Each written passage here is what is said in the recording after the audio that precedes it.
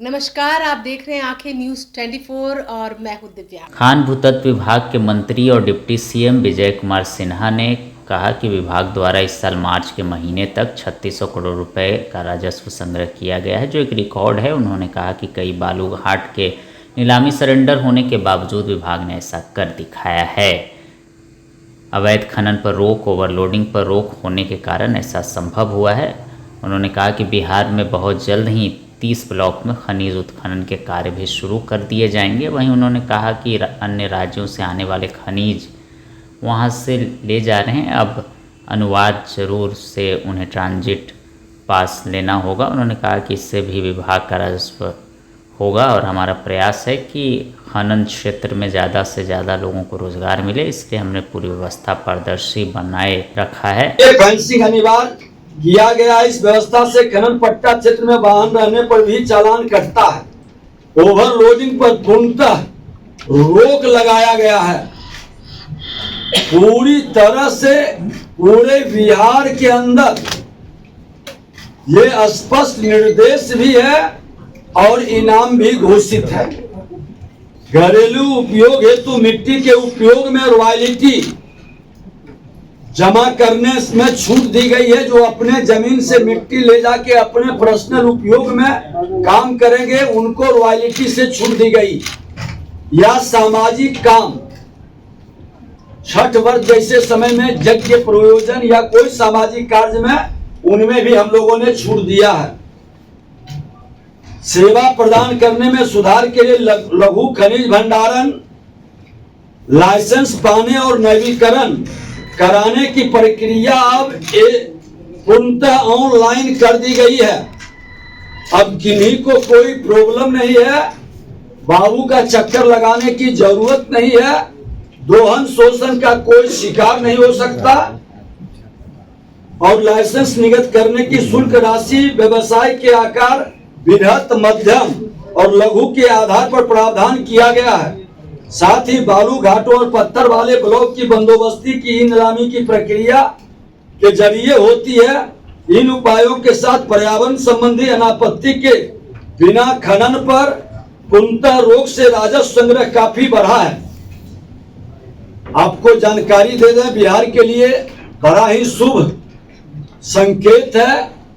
Double engine की सरकार की उपलब्धि है कि आज रोहतास जिला में 3 खनिज ब्लॉकों, नावाडी में ग्लूकोनाइट ब्लॉक, टीपा ग्लूकोनाइट ब्लॉक एवं शाहपुर अकबरपुर में ग्लूकोनाइट ब्लॉक तथा गया जिले के एक खनिज ब्लॉक सपनेरी वेंडियम मैग्नेटाइट ब्लॉक के नीलामी हेतु विज्ञापन का प्रकाशन टॉन्च 7 के अंतर्गत भारत सरकार द्वारा किया गया है, जिसमें बोली लगाने की अंतिम तिथि 20/5/2026 निर्धारित की गई है। बृहद खनन में देश के नक्शे पर बिहार भी अब आ गया है। पहली बार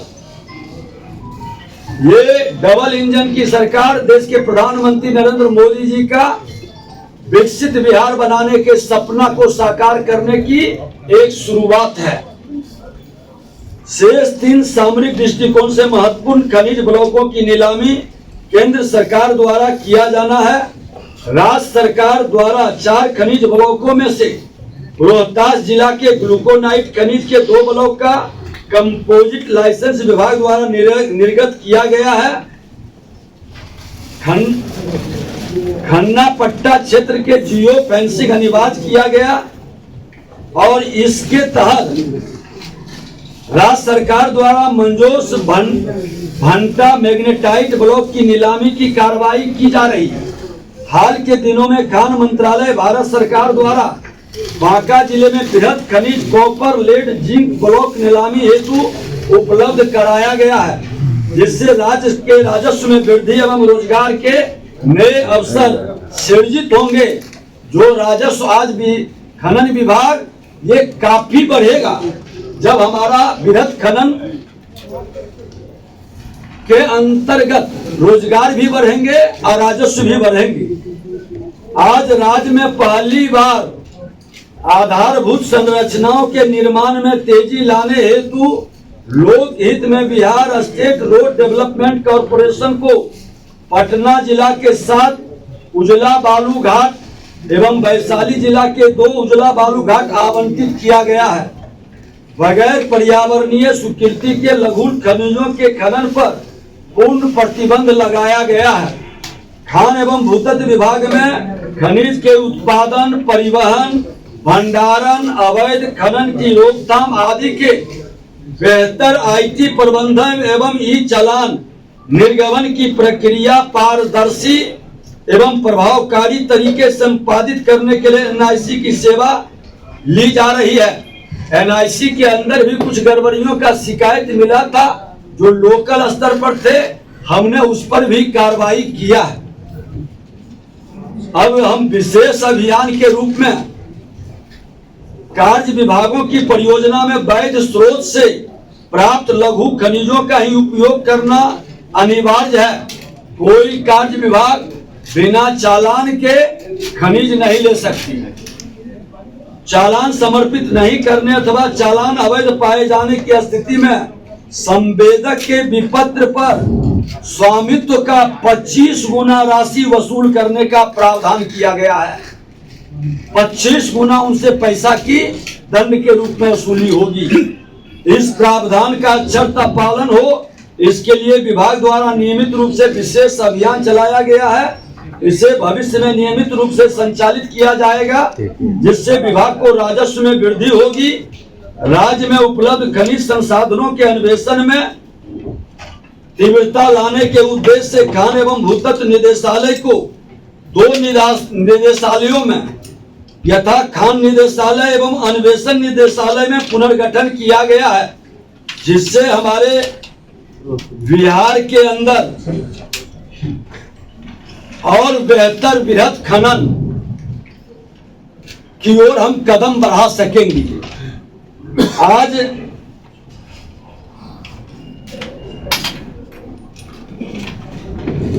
राज्यांतर्गत अवसंरचनाओं के तीव्र विकास के कारण पड़ोसी एवं अन्य राज्यों से भारी मात्रा में बालू, पत्थर आदि लघु खनिज लाया जाता है, जो आप लोगों के माध्यम से भी कई बार शिकायत आती है, जिस पर प्रभावी नियंत्रण एवं अनुश्रवण के लिए अन्य राज्यों से लघु खनिज लाने वाले सभी वाहनों को ट्रांजिट पास टीपी लिया जाना अनिवार्य किया जाएगा। ये सरकार ने निर्णय ले ली है। अब कोई भी लोग जो बालू, पत्थर आदि लघु खनिज लावेंगे दूसरे राज्य से, वो बिना चालान के ओवरलोडिंग अवैध, इस पर एक बड़ी लगाम लगेगी। हम लोग अपने विभाग के संदर्भ में हर महीने प्रेस करते रहे हैं, लेकिन आज पूरे 1 वर्ष का समेकित और सूचना जनसंपर्क विभाग के माध्यम से जो एक विधिवत प्रेस विभाग की होती है, मैं तो यही कहना चाहूंगा कि बिहार में लघु खनन से जुड़ी गतिविधियां बंदूक और वर्चस्व की लड़ाई का प्रयास समझी जाती थी। माइंस डिपार्टमेंट को लोग उसी रूप में लेते थे। ऐसे में आतंक, अपराध और अराजकता के प्रति जीरो टॉलरेंस का माननीय मुख्यमंत्री जी और एनडीए सरकार का जो शंखनाद था, आज आदरणीय प्रधानमंत्री जी के आशीर्वाद और माननीय मुख्यमंत्री जी के प्रोत्साहन से हमने बिहार खनन परिदृश्य को उपद्रव के प्रयास से उद्यमिता के उभरते हुए क्षेत्र में बदलने का प्रयास किया है।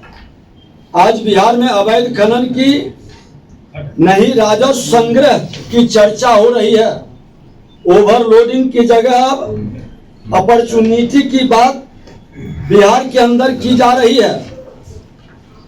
विभाग में पारदर्शिता और आपसी समन्वय से हम हर व्यवधान का सटीक समाधान करने पर बल दे रहे हैं। जिसका सीधा प्रभाव राज्य के खनन परिदृश्य पर भी देखा जा रहा है। वर्ष 2001-2 में जहां बिहार का राजस्व संग्रह महज 41 करोड़ था, वहीं माननीय मुख्यमंत्री जी एनडीए सरकार ने 2009-10 में इसे बढ़ाकर 263 करोड़ तक पहुंचाया।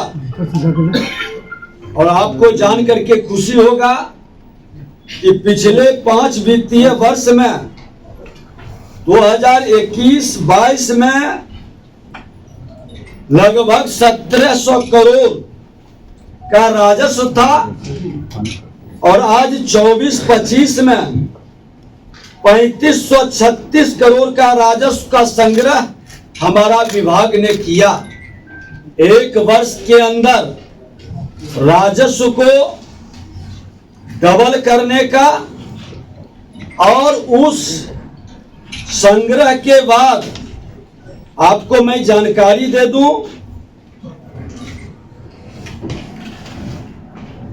कि 273 जो हमारे घाट थे निलंबित, जिसमें 214 संचालित हुए, शेष पर्यावरण स्वीकृति के प्रक्रियाधीन है।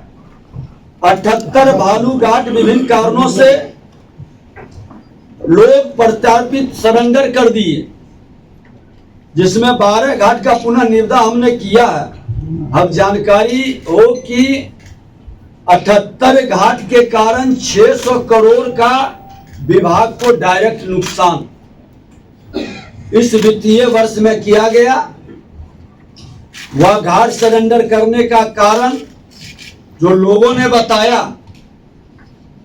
कि अधिक बोली लगा के लोग घाट लिए थे, लेकिन ओवरलोडिंग अवैध खनन बंद हो जाने से उनको लगा कि नुकसान होगा तो वो सरेंडर कर दिए।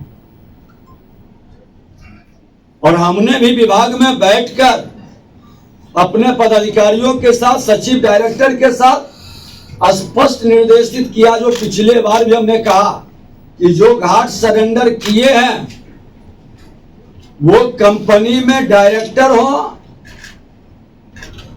या पार्टनर हो, ऐसे लोग को किसी भी दूसरे फर्म के नाम से अगर जो ये दोबारा घाट लेना चाहेंगे तो उन पर पूरी मॉनिटरिंग और नजर रखें और उनको कतई ये अवसर नहीं मिले। नमस्कार दोस्तों, मैं हूं सुनील पाल, आपका कॉमेडी का लाल, और आंखें न्यूज चैनल के लिए कहना चाहूंगा कि भैया आंखें न्यूज 24 देखते रहिए, 24 आवर्स देखते रहिए और दुनिया की अच्छी और सच्ची खबरों से अवगत होते रहिए।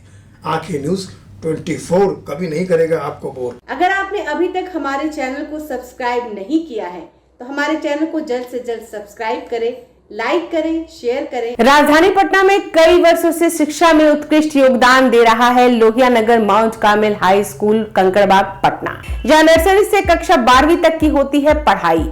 10वीं और 12वीं बोर्ड परीक्षा में 100% अंक का रिकॉर्ड। एक ऐसा स्कूल जहां पठन पाठन के साथ साथ बच्चों के संपूर्ण विकास का रखा जाता है ख्याल।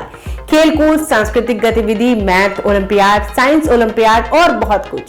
आज ही कराए नामांकन की प्रक्रिया जारी है। संपर्क करें DS/16 Gayatri Mandir road, housing board colony east, Indira Nagar, Kankarbagh, Lohia Nagar, Patna. हमारा पिन कोड है 800020। पटना में कई वर्षों से शिक्षा में अहम योगदान दे रहा है Gyansthali high school Alamganj Patna city, जहां 10वीं और 12वीं की बोर्ड परीक्षाओं में 100% अंक प्राप्त कर रहे हैं बच्चे। एक ऐसा स्कूल जहां न केवल होती है पढ़ाई बल्कि साथ ही साथ होती है कल्चरल एक्टिविटी, स्पोर्ट्स एक्टिविटी से जुड़े गेम्स, मैथ ओलंपियाड से लेकर साइंस ओलंपियाड, जहां बच्चों के लिए स्कूल कैंपस अत्याधुनिक सुविधाओं से लैस, छोटे बच्चों के लिए वाहन और ट्रांसपोर्ट की विशेष सुविधा। तो देर किस बात की, आज ही कराएं अपना नामांकन Gyansthali high school Alamganj Patna city में, जहां नामांकन की प्रक्रिया जारी है। संपर्क करें पुलिस चौकी Alamganj main road near Alamganj थाना, पटना, बिहार 800007।